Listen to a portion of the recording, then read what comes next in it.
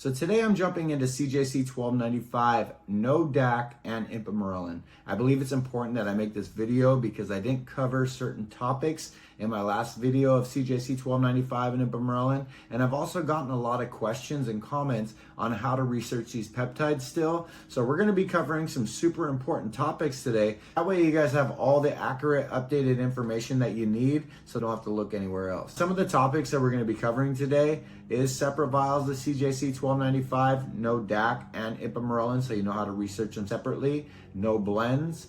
And we're also going to be covering storage because FDA has now banned peptides, going over if women should be researching CJC 1295 and ipamorelin. That being said, we have some very important topics that we're going to be covering today, and let's just jump into it. Just so you guys know, CJC 1295 is just a generic name for MOD-GRF. So if you guys are going to be researching CJC 1295 with no DAC separately with ipamorelin, then that's what you're going to be looking for.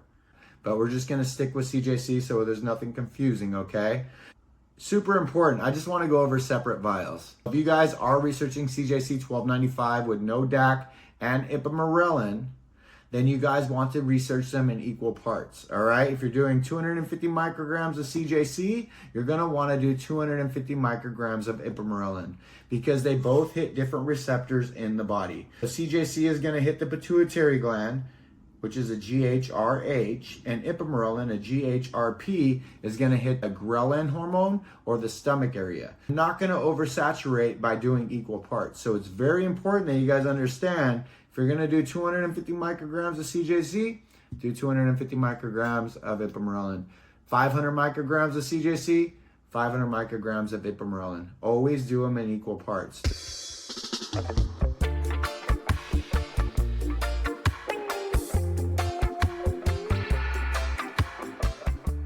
One thing I want to cover, I'm learning a lot about, is it actually takes about 200 to 250 micrograms to stimulate the pituitary gland enough to be able to get those anti-aging benefits. So I have heard of people not getting any results from these peptides, and me doing a lot more research, finding out 200 and under, you may get a little bit of benefits from the CJC by stimulating the pituitary gland, but 200 to 250 is a very, very conservative amount.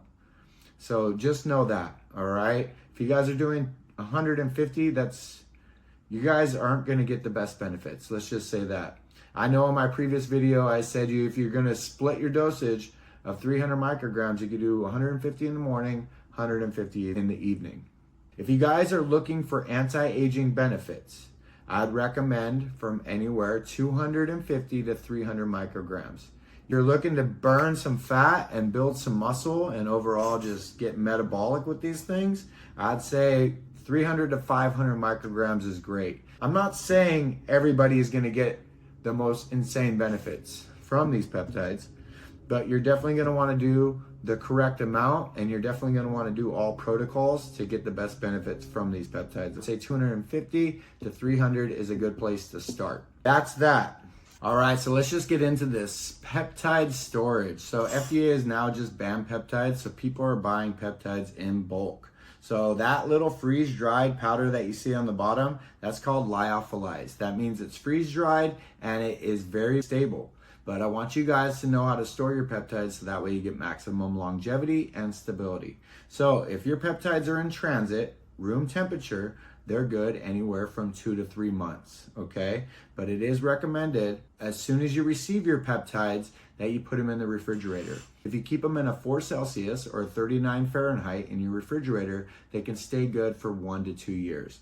But if you're buying peptides, let's say for a month to 2 months worth, even more, 5 year, whatever, you want to keep them in the freezer from a negative 18 Celsius to a 0 Fahrenheit.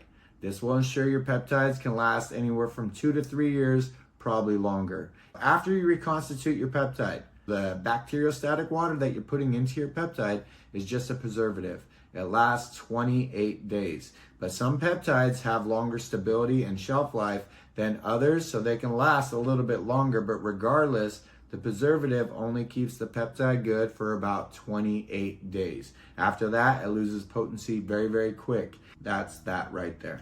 Cool. Maximum dosage. So a lot of people don't know this, but maximum dosage, even in my last video, I said you can do up to 500 micrograms of CJC 1295 and ipamorelin. Now learning you can do 750 micrograms of each peptide in one day. But this really is for athletes, people that are expending tons of energy, professional athletes, people that are always in the gym, bodybuilders, I don't care, professional wrestlers, Quidditch players, I don't know. I mean, this really does help regulate your hormones when you are doing larger amounts of CJC 1295 and ipamorelin, but it is very beneficial for those super athletes. That's maximum dosage. Do not exceed that. You do not do 750 micrograms at once.